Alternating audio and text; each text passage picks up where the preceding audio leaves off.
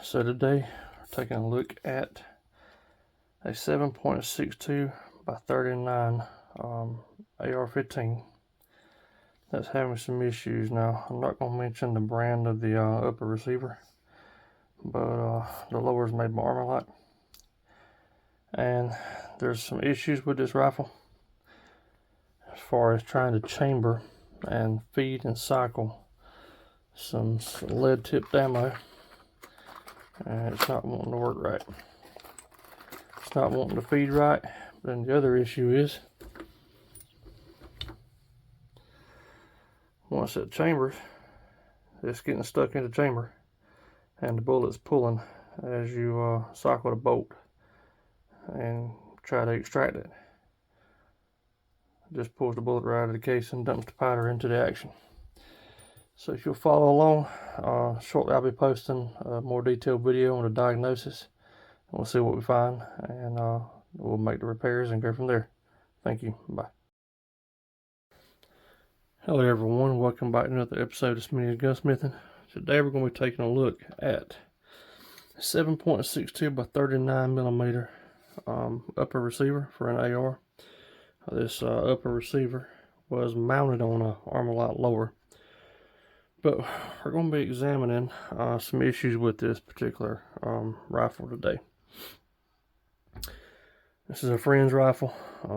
Also, I worked with for a number of years. He's now retired. He bought this upper to have a 7.62 by 39 millimeter platform for deer hunting at relatively close range on his property.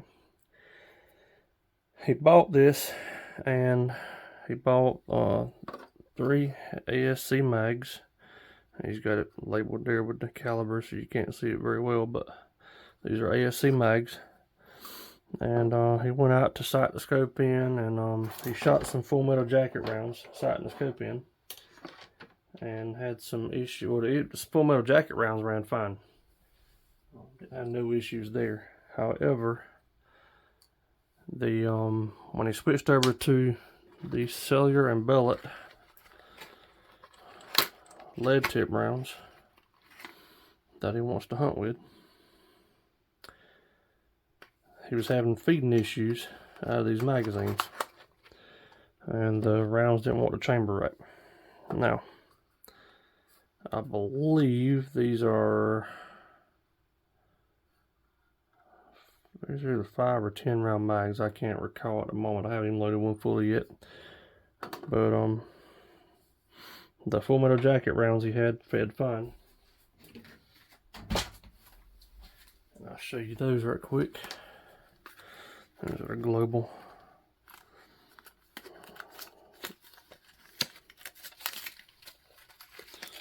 That's what those look like. Those fed fine, chambered fine, extracted fine, no issues.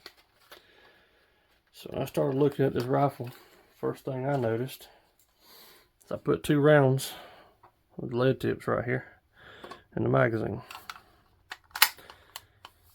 Put the magazine in the lower, try to chamber around, and when I try to chamber around, the round would go forward and pop up at a weird angle like this in the magazine, and the bolt wouldn't push it all the way forward. Now, it did not appear to me that it was catching on the barrel extension, which is a common issue in these rifles. Due to the taper, the sharp taper of these 7.62 by 39 millimeter rounds, a lot of ARs chambered in this caliber have a lot of issues with the rounds not chambering properly. Hopefully you guys can see down in there.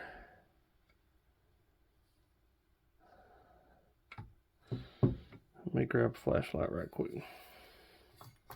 See if I can light this up better.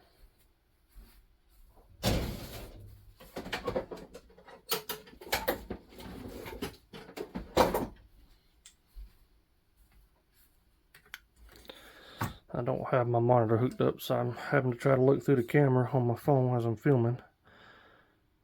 Okay, so you see down in there, of course you see gunpowder. I'll get to that in a minute. But if you notice, the feed ramps at the very bottom down there in your barrel extension, they're wide cut, but there's still a ridge in the center. Now, all the research I've done said that usually when you take out this ridge right here in the center, right there, if you can see it on this camera, when you take out that ridge, you get better feed. So I thought that might be the issue, but when I tried to chamber the rounds, I noticed that the round itself was not even hitting the barrel extension yet before it was binding up in the magazine. So then I thought, well, maybe it's the magazine's not being an anti-tilt follower. Well, you can see right there, it's an anti-tilt follower magazine. I know those have caused some issues in the past as well. So that's not the issue. So what I'm going to have to do is go in here and look at this very well and watch. See, that round fed up just fine when I was pushing it manually. So I'm going to have to do some exploring and pay some really careful attention as I try to manually chamber some rounds.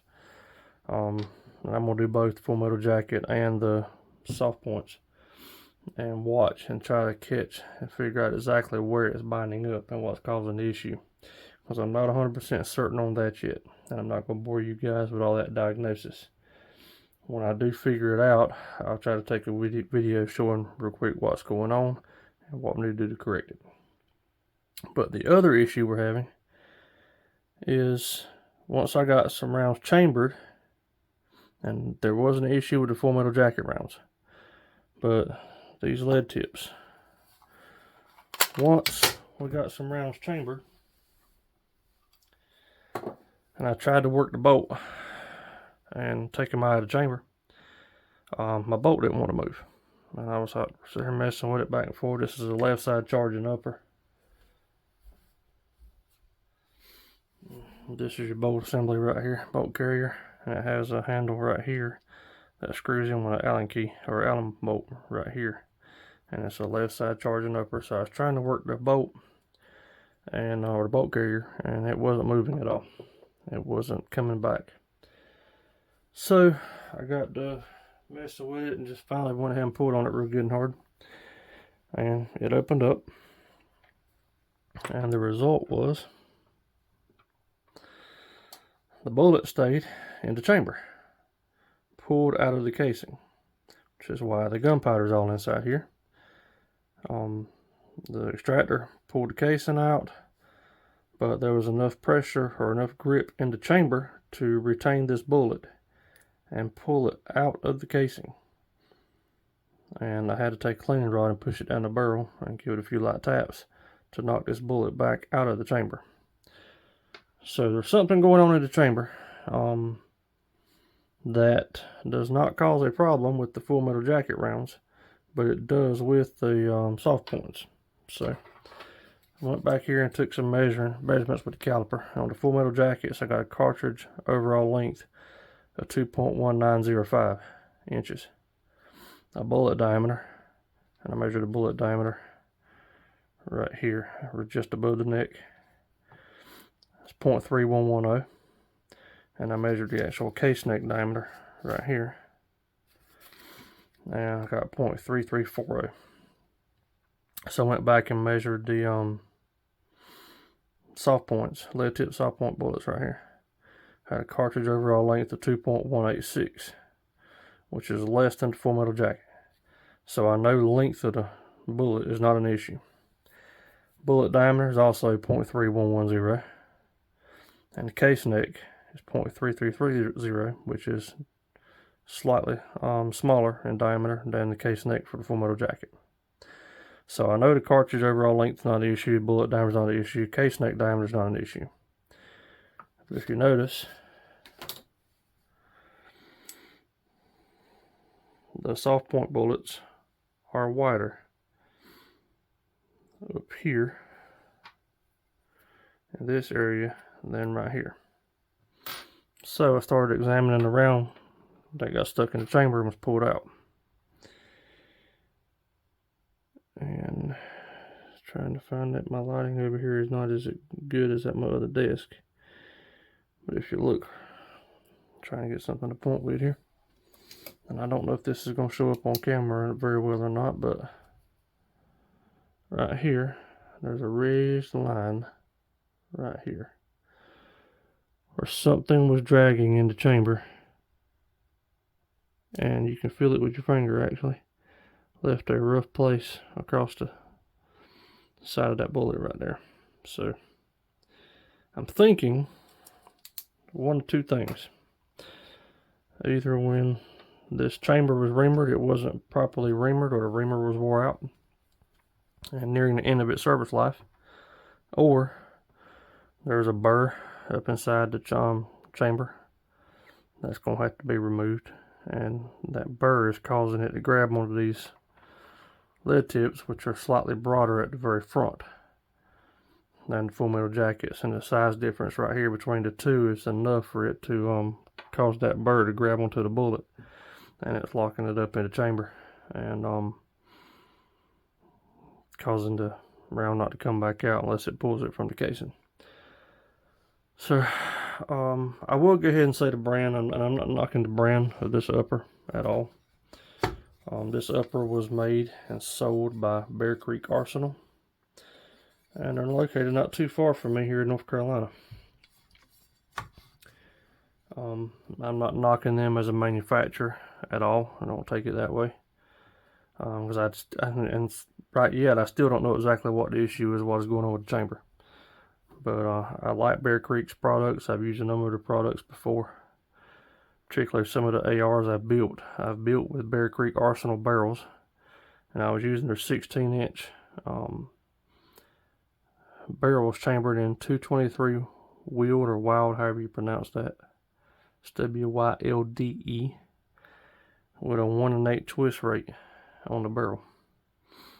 And I have built some ARs that at 100 yards with iron sights, I was producing 3 and 5 shot groups that you could cover with a dime, and even smaller. I'm not knocking Bear Creek's products. I've had some very positive results with some of their barrels before. But something's going on with this chamber, and we're gonna look into it and see what's going on. So what I've done is I went ahead and cleaned this chamber and this barrel really good, giving a good scrubbing with a bore brush. I run several patches through it and cleaned it out real good. And I'm going to end the video here, and when we pick back up, I'm going to be screen recording off of my computer here, and we're going to be looking down the barrel of this rifle and looking at the chamber with a bore scope and see if we can see if there's anything inside the chamber that could be causing the problems. And once I get this issue figured out, then I'm going to go back into diagnosing the feeding problem. And when I figure out exactly what's causing that, I will film that for you guys so you can see what the issue is, and then I'll go over a correction, what we're going to have to do to correct it. So I'm going to end the video here. When we pick back up, we'll be screen recording from the computer from the bore scope view. Okay guys, welcome back to troubleshooting this 7.62 by 39 millimeter AR. So I checked some bullets out, and hopefully you can see right there on both of them in almost the same place, you can see some gouge marks. These are rounds I chambered and then had to push them back out because they wouldn't come out on their own. You can see where the burr in the chamber was grabbing those projectiles there, and as you're trying to push them out or pull them out with the bolt, as I done one of each, you can see where it was gouging that projectile as it's coming out. So I made a burnishing tool with a chamber brush, wrapping 4/0 steel wool around it, and went in there and burnished the chamber some, and I marked another round with Dicom. I'm trying to get this so you can see it on camera. See that scratch line right there, about the same as the other two bullets, but you can see where it scratched this down right here. It extracted a little bit easier, and it's now scratching the bullet instead of completely gouging it like it was before. but I still don't have all the burr out of the chamber. So I'm going to go to a slightly more aggressive method. Excuse me. So I've got a 22 caliber bore brush right here with a small section of Scotch-Brite wrapped around it. And when I got that nice and tight, you'll see it's roughly just about the diameter of that projectile, maybe slightly bigger, but it's not completely compressed either. So I'm going to take this and I'm going to go in there and lightly hone the chamber a little bit more up past the shoulder. I'm going to push this in there past the shoulder, and I'll hit that area with this, and I'm going to soak it down in oil before I put it in the chamber and see if we can't go ahead and finish removing that burr and get it where we need to get it to. So I'm going to work on that, and then once I've got it where it needs to be, I'll come back and begin the video again and show you guys how everything worked out, and make sure we got this extraction issue cleared up. Not just an extraction issue, I mean you can even hardly push the rounds out the chamber. So I'll come back after I've done this, not going to bore you with all the busy work, and then we'll look back at what we got going on then.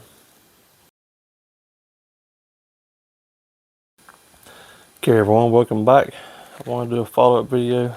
Told you guys when I figured out what was wrong with this pistol, or this rifle, that I would let you know what was going on, what I found, what I had to do to correct it. So what I did find was this chamber was apparently cut a little bit smaller than what it should have been, and when you're firing or trying to chamber and feeding chamber the actual full metal jacket rounds, they would go fine because they had a more pointed tip. These lead tip rounds were just a little bit bigger forward of the ogive. They were bounding up into chamber, and it was pulling the bullets from the chamber. I tried just a regular polish of the chamber with some 4/0 steel wool and some oil, and basically a burnish of the chamber, and that made a little bit of difference, but it didn't remove enough metal to stop it from sticking, even though I tried it 3 or 4 times.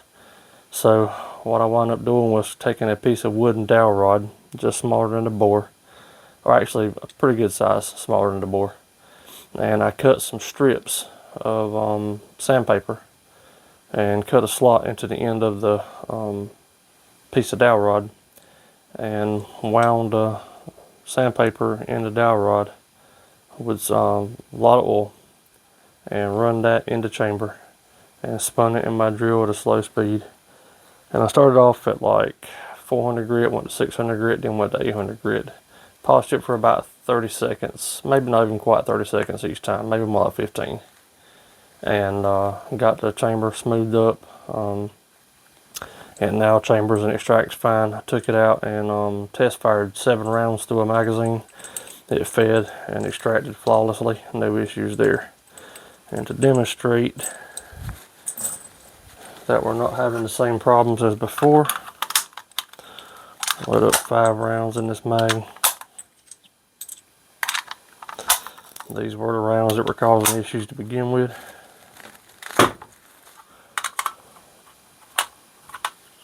Yep. If I put it in the right way, trying to do this upside down, ain't helping none. Alright. Press the button, release the bolt forward, and that chambered fine. That extracted fine. Chamber the next one. Pull the bolt, extracted fine. Chamber the next one. Pull the bolt. Chamber the next one. Pull the bolt. And that was all 5. You see it's now chambering and extracting all the rounds just like it should. So no issues there. I also did find, grab my punch over here. One of the things, see I got one of these mags here labeled bad mag. One of the things to watch out for on these 7.62 with 39mm ARs is some of the manufacturers make their mags, they don't have an anti-tilt follower. An anti-tilt follower is when you push down the back of the follower right here, it should go down slightly, about no more than that, and then the entire follower should start pressing down into your magazine. Okay, and that helps with the reliable feeding of these 7.62 by 39 rounds that do have a much sharper taper than 5.56 or 2.23. So you look at both these mags, these are all the same brand mags, all bought at the same time. Both of these mags function just like they're supposed to. Well, this one, for whatever reason, when you push down the back of the follower, it binds up. As you can see, if you look carefully as I do it, it actually starts spreading the magazine walls apart, and it will not go down. If I press it in the front, it'll go down just like it's supposed to, but it's like the anti-tilt follower is for some reason binding up in this mag. So I labeled this a bad mag, and I'm going to give it back to my friend so he can do with it as he pleases. But that's what I found. So while I was going through this rifle, all the work I did on the chamber, trying to get it to where I needed it to go. I also, before I resorted to sandpaper, I burnished it with Scotch-Brite, or polished it with Scotch-Brite and a lot of oil, and that didn't fix the issue either. So I went to an old method that I've seen used by some older gunsmiths, which is to use the dowel rod with some sandpaper. And actually, after they finish reaming and cutting a chamber, a lot of times that's how they polish the chamber. But so I took this gun way apart. I found that, and this is a Bear Creek Arsenal Upper. Again, not knocking Bear Creek or their products. I've used their barrels for a number of builds and had some very excellent accuracy results out of them. But as I found with a lot of AR manufacturers nowadays, this barrel nut was torqued way too tight. I had a dickens of a time getting it off. Not as bad as DPMS, but I finally got it off. Apparently none of the manufacturers believe in the torque specs for a barrel nut on the AR15. It's just 30 to 75 or 30 to 80 foot-pounds of torque. Anywhere in that range will work just fine. Your barrel nut's not going to loosen up on you. But I've seen a lot of manufacturers here recently, in recent years, DPMS being one of them. I can't even remember what the other one was. But they torque the piss out of these barrel nuts. Like, I had one, a buddy of mine that I work with, he tried to get it off on his rifle, couldn't get it off, and they had actually put this thing in a bench vise on a table, a heavy built table, and put I think it said a pipe wrench on it. Yeah, a pipe wrench. Because they had tried a barrel nut wrench and a torque wrench, and actually had torqued the torque wrench out at 120 pounds, which was max on that torque wrench, and had torqued it all the way out, lifted the table off the ground, and still didn't budge the barrel nut. I had to resort to some other methods on that one, but after that they took and applied heat with a torch and tried a pipe wrench on it and couldn't budge it.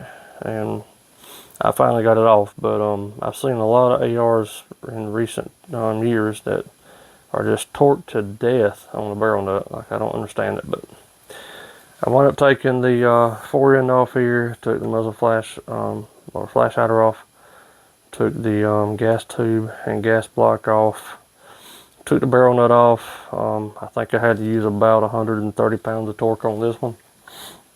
I finally got it broke, and took and cleaned this barrel extension out really good that's up inside here that you can't see. Because of all the work I did on the chamber, it created a lot of mess in there, and it got up on those lugs of the barrel extension, and I didn't feel like having to sit there and try to clean it for 10 years with a Q-tip, because you can't really get access to all the lugs with it in the receiver. So I took it off. If you see these marks right here, that's just pencil marks where I marked where a scope was mounted, so I can put it back on. And so I got all that cleaned out, reassembled the gun, test fired everything, fired fine, cycled fine, fed, chambered, extracted everything. So I got that fixed. Now for the feeding issue, I think part of it was the mag. It's possible that it wasn't, but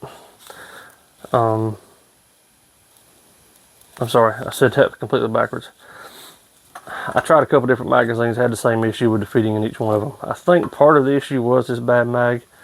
I think this was making it more difficult, but I still had the feeding issues with the other mags as well. So what I wound up doing to resolve the feeding issue were these lead tip rounds weren't wanting to feed and they were binding up.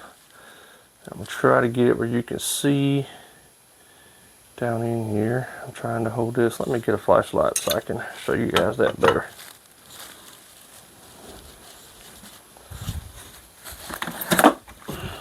I'm at my other desk where I've got more room and I don't have as good a lighting over here.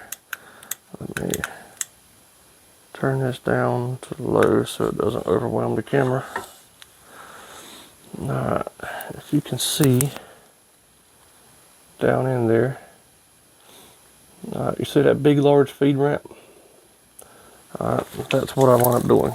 So these feed ramps actually had, and I would just take this upper off, but it's a pain in the buzz. I got to take this plug screw out the back, take this out so I can get the charger handle off, and then remove the ball out the back. So I couldn't really show you guys in here anyway without having to do a lot of disassembly on this gun. But these 7.62 by 39 AR uppers, most of them come from the factory with the two M4 style feed ramps that sit like this. And there's a little hump in the middle, right between where my fingers are. Okay. The feed ramps are enlarged, of course, because you're feeding a larger bullet. They're not as same size as the regular M4 style. But these feed ramps had that ridge in the center. And the rounds were tending to bind up on that feed ramp, or on that ridge in the center of the feed ramps. So I went there and filed and ground that down, sanded it smooth, and then polished the entire feed ramp so everything's nice and smooth, and seems to be feeding good now. And I'll try to get this where you can see. It's a pain in the butt trying to do stuff with the camera. There we go. I think you can see in there good now. You can see how nice and shiny and smooth that feed ramp is, and that removed our feeding problems. So now this rifle is extracting and feeding the rounds just like it's supposed to. Also, while I was in this rifle, I noticed that there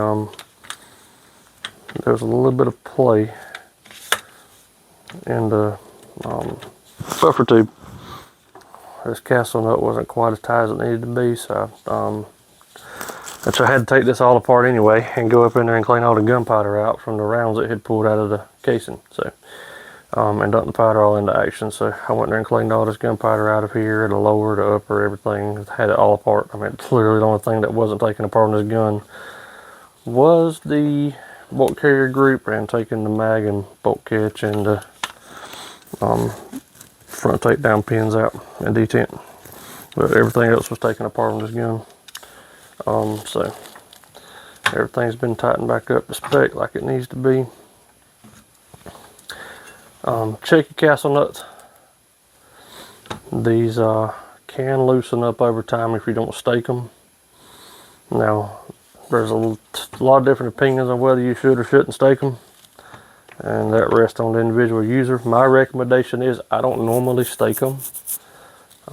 If it's a gun you're going to be carrying into combat, I would stake it. If you're a soldier deployed, I would absolutely stake these in place. Most users here in the States, I wouldn't recommend staking them, but just because it makes it more difficult if you want to change the buttstock or the buffer tube out for any reason. As long as you keep a check on them from time to time and make sure it's still tight, you're good to go. It's going to take a while for them to loosen up. They will loosen up over time. Okay, I actually have I've had to work on some in the field where I didn't have the proper tools and the vise and everything to tighten them down the way they should be. But I've got a vise set up over here with a lower receiver block that I put this receivers into, and I actually torqued these down pretty nice when I got them in the vise. That's a good tool to have. So now the only thing left to be done with this rifle is to get the scope back mounted. One of the things I did notice when I was first disassembling this gun for the first couple times, is this scope was mounted right like this. And it appeared, I'm not saying this is the case, but it appeared to me that these had been hand tightened on the right hand side. If not, they hadn't been tightened very much, because you see now, I just hand tightened them. You can see them move just a hair when I press on them, but not much. You can't hear it. After I disassembled this rifle about 2 or 3 times, and I actually had a round stuck in the chamber, and I just done like that to shake it, I heard something moving, rattling. I'm like, what the devil could that be? Ain't nothing should be rattling, because mind you, everything up here is secure. And I touched the scope and it was moving back and forth on the rifle. So these right here, see that didn't tighten in the right direction either, but these right here had worked loose. So I'm going to fix that. And if you'll notice, these rings right here, you've got 0 gap between the rings right here, and you got a significant gap in the rings on this side. So I'm going to loosen those one at a time and get that gap worked out to where that scope is torqued evenly all the way across. And this rifle will be finished. So I hope this video helps someone if you're trying to diagnose what's going on with an upper that's not feeding and chambering right, particularly in this caliber. They can be a little finicky, but with a little bit of work, a little bit of time, diagnose them, you can get them worked out. Thank y'all for watching. Have a great day.